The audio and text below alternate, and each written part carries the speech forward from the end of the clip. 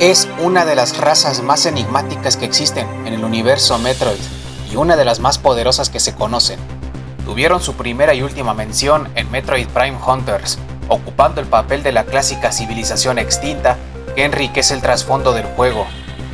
Hablamos de una civilización muy avanzada tecnológicamente, con un increíble poderío militar y habilidades psíquicas formidables. Mucho se nos contó de ellos en Metroid Prime Hunters, y aún así mucho nos faltó conocer. Lo que verás aquí es una teoría sustentada en situaciones observadas en el juego, al igual que en ciertas declaraciones dadas por el que fue el encargado de la historia del juego, Richard Borodi. Toca hacerse la pregunta: ¿acaso los alímbicos, los habitantes del sector homónimo, fueron una civilización progenitora de muchos de los elementos que vemos a lo largo de la serie Metroid? Antes de continuar, te pido por favor que le des pulgar arriba a este video para que esté mejor posicionado en YouTube. Suscríbete a mi canal si te gusta mi contenido. Tu apoyo es fundamental para que siga produciendo contenido de Metroid y yo estaría eternamente agradecido. Puedes unirte a mi Discord o apoyarme voluntaria y monetariamente mediante PayPal o Streamlabs. Los enlaces los encontrarás en la descripción de este video. Ya para no entretenerte más, vamos a comenzar.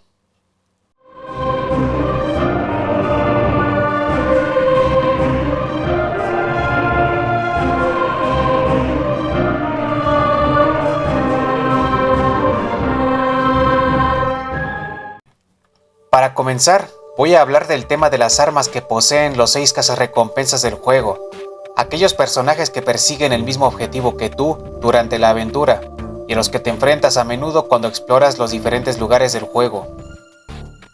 Lo que el juego parece querer explicarnos es que estos cazarrecompensas poseen armas que fueron diseñadas por su propio pueblo o por terceras personas ajenas a algunos de estos personajes, pero que en diferentes circunstancias lograron hacerse con estas armas. Kanden, por ejemplo, posee el Voltric, un arma eléctrica cuyos disparos cargados pueden perseguir a un objetivo, y es muy posible que las entidades que crearon a este cazarrecompensas también fueran las responsables de equiparlo con el Voltric. Silux es otro caso similar, pues todo el equipo que emplea, desde su armadura, pasando por su arma, el Neutrinarm, hasta su nave, la del Ano 7, le pertenecía a la Federación Galáctica, y este cazarrecompensas se encargó de robar todo aquello para utilizarlo en beneficio propio. Weevil, el pirata espacial, emplea el Destructor, un arma pesada capaz de disparar proyectiles verdes. Spire, el último Diamond, usa el Magmaul, cuya propiedad es la de disparar proyectiles de magma a modo de lanzagranadas. Noxus de los Boson, por su parte, tiene el Judicator, que dispara energía fría capaz de congelar. Por último, Trace, del Imperio Kriken, utiliza el Imperialist, un arma que dispara un poderoso rayo láser de largo alcance y que tiene una función de zoom. Con todo este repaso a las armas del juego, pareciera que su origen es completamente ordinario y no hay ningún misterio. Cada civilización desarrolló un rayo en especial y, por ancas o ranas, son usados por cada uno de los cazarrecompensas del juego.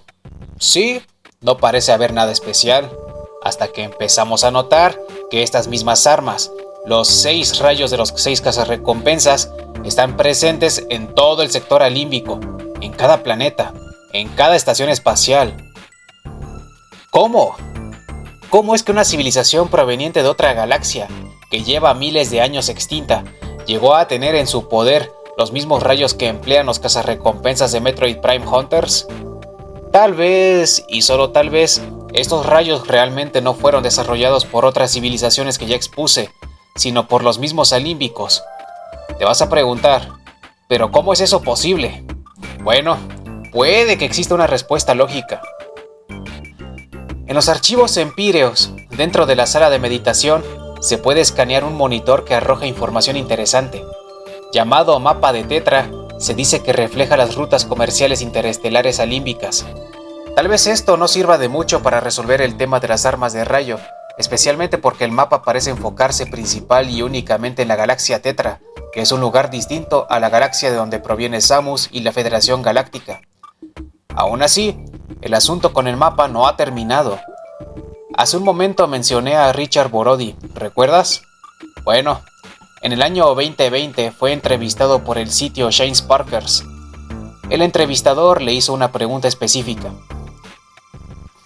El juego contiene antiguos mapas de rutas comerciales, indicando que los alímbicos intercambiaron mercancías con otras razas. ¿Tienes información que puedas compartir sobre con quién ellos comerciaron? Quizá con los Chozo, los Luminarios, los Ila, los Senecren u otras colonias alímbicas. Como podemos ver, el entrevistador de Shinesparkers quería saber si acaso los alímbicos llegaron a comerciar con civilizaciones de otras galaxias, a lo que Richard Borody replicó. Se cree que muchas razas iluminadas en la galaxia comerciaron unas con otras. El comercio es a menudo la génesis de la transferencia de conocimientos, historias y costumbres entre culturas distantes. Cuando Borody dijo la galaxia, puede que se haya referido únicamente a la galaxia Tetra, pero aquí hay un detalle a notar. Borody no dio una respuesta negativa. Es cierto que tampoco dio una respuesta positiva, pero en sí no negó nada. Además, se sabe que los Luminarios de Metroid Prime 2 y los Chozo de Metroid Prime y Metroid Prime 3 en verdad eran razas iluminadas. De los Sila y N-Kren no se sabe absolutamente nada, pero siendo que estuvieron en contacto con las otras dos razas ya mencionadas, entonces es posible que también hayan alcanzado un grado importante de iluminación, ya sea en tecnología, en sabiduría o en el ámbito mental y o espiritual. ¿Será que esto explica la razón por la que las armas de los 6 cazarrecompensas estuvieron en manos de los alímbicos? Tal vez estos rayos fueron desarrollados en un inicio por los alímbicos y fueron usados tanto por sus tropas como por sus máquinas de guerra, algo que queda en evidencia al ver que Samus enfrenta a mecanismos autónomos que están equipados con cualquiera de los ya mencionados rayos, como los guardianes. Mediante el comercio e intercambio, luego de generaciones, estas armas fueron a parar en manos de los Boson, de los Diamond antes de desaparecer, de los Kriken y de las entidades que crearon a Kanden. Una vez las armas en manos de estas civilizaciones u organizaciones, ellos se encargaron de modificarlas a la manera de cada quien. Así pues, los Kriken dotaron al Imperialist con la propiedad de volver invisible al usuario si éste se queda quieto. Los Diamond hicieron al Magmaul capaz de envolver en llamas al o los enemigos alcanzados por un proyectil cargado. Los Boson hicieron lo propio con el Judicator al recortar considerablemente el alcance del rayo glacial cuando éste se carga, pero, a cambio, le dieron la propiedad de congelar al enemigo. Y con el Voltric que emplea Kanden, se le sumó la capacidad de que sus disparos cargados pueden perseguir a un objetivo. Todo parece encajar, pero hay un problema con todo este asunto. ¿Qué hay del Neutrinar de Silux? ¿Qué hay del destructor de Weevil? El problema del Neutrinar es que la Federación lo desarrolló, no es un arma exótica extraterrestre, y esto es un hecho en cualquier idioma. Pero ¿cómo se explica que un arma creada en tiempos tan recientes se encuentre en el sector alímbico? Y no, la Federación no conoce el sector alímbico, puesto que el informe leído al principio del juego deja en claro que este sistema solar no está cartografiado y se describe como una región salvaje y desconocida. Así que no es posible que la Federación haya obtenido el Neutrinar en este lugar.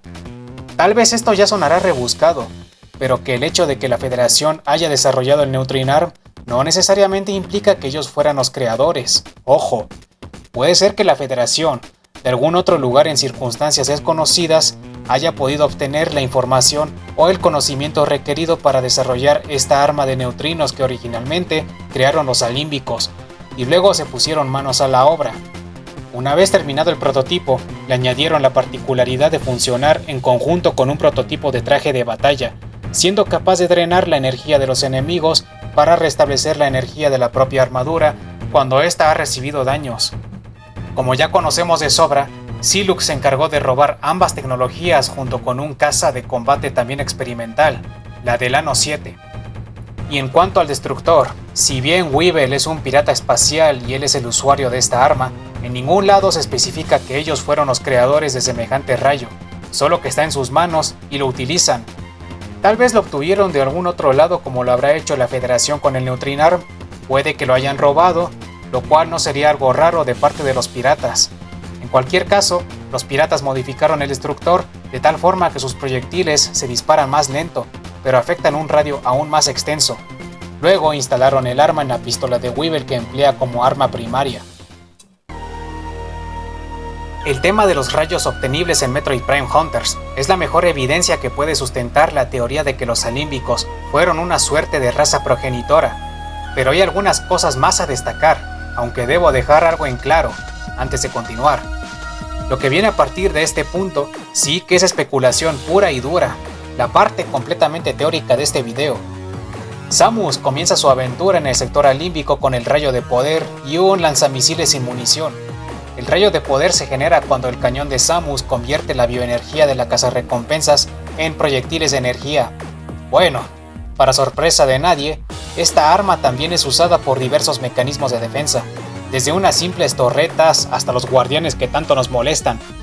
Si bien al escanear a los guardianes especifica que poseen 3 generadores de fusión en el cráneo, los cuales producen los proyectiles que los guardianes disparan, esta descripción tan exacta no aparece en la localización japonesa, donde la información se simplifica al decir que solamente los guardianes están armados con un cañón triple de rayos. ¿Será acaso posible que el rayo básico de Samus también tenga procedencia alímbica y los Chozo lo adoptaron?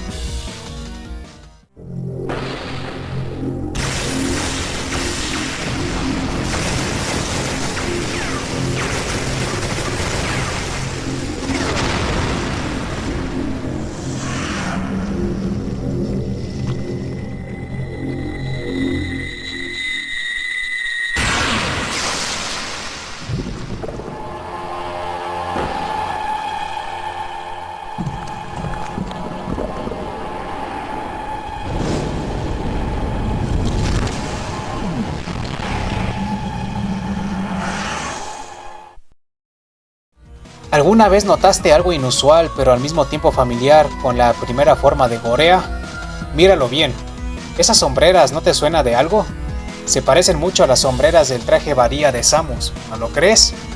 Lo más raro es que Gorea atacó y dejó fuera de combate a todos los cazarrecompensas del juego, pero Samus fue la única a quien no le puso un tentáculo encima. Por lo tanto, es completamente imposible de que Gorea haya imitado la armadura de Samus sin antes haber copiado su estructura celular porque, recordemos, el traje de Samus es biomecánico, es decir, contiene partes biológicas. Entonces, ¿el aspecto de Gorea será una simple coincidencia o hay algo más? ¿Existe alguna posibilidad de que los alímpicos fueran los pioneros en la elaboración de armaduras biomecánicas para sus tropas y esta misma tecnología pasó a los Chozo? Tal vez fue al revés y los alímpicos tomaron la tecnología de los Chozo. Como ya digo, son puras conjeturas.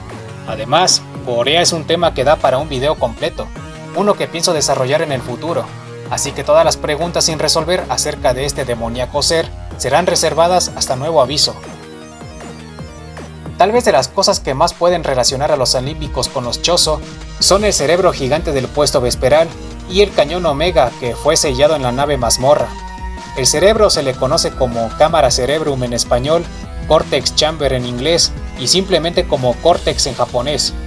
Al escanearlo, se dice que el cerebrum controla la red neuronal mediante el procesamiento de datos procedentes de la bobina talámica.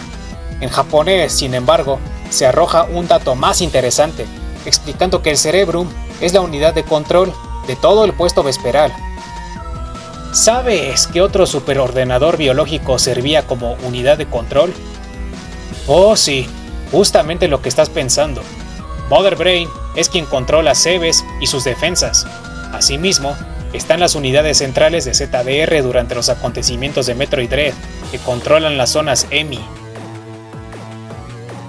Y el cañón Omega también es digno de mención, puesto que existen 2 armas de rayo que comparten el mismo nombre, pero que aparecen en distintos juegos. El cañón Omega de Metroid Prime Hunters, que es el arma definitiva capaz de desintegrar a Gorea y que la Orden Alímbica selló en la mazmorra por la razón de que temían su poder.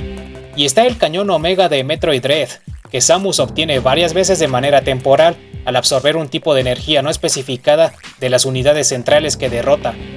¿Qué tan posible es que el cañón Omega de los Chozo Maukin sea una versión refinada y menos destructiva, aunque a la vez más segura para aquel que lo use, del cañón Omega límbico? Puede que este caso sí que sea una simple y llana coincidencia, no lo voy a negar, pero igual no deja de ser curioso.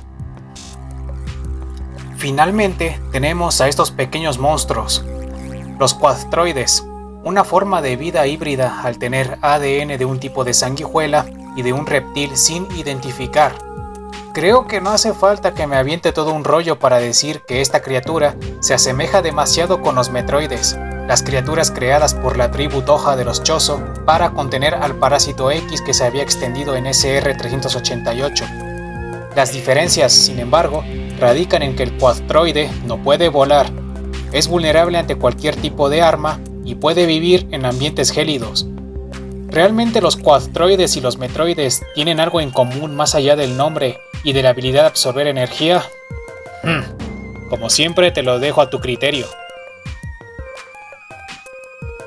Y por todo lo anterior, es que los alímbicos se colocan como una potencial civilización progenitora.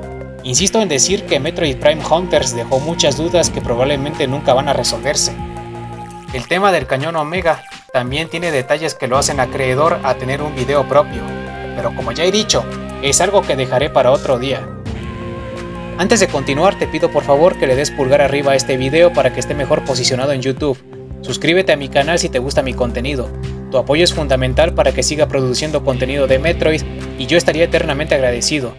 Puedes unirte a mi Discord o apoyarme voluntaria y monetariamente mediante PayPal o Streamlabs. Los enlaces los encontrarás en la descripción de este video. Soy Aurora313 y nos vemos en el siguiente video.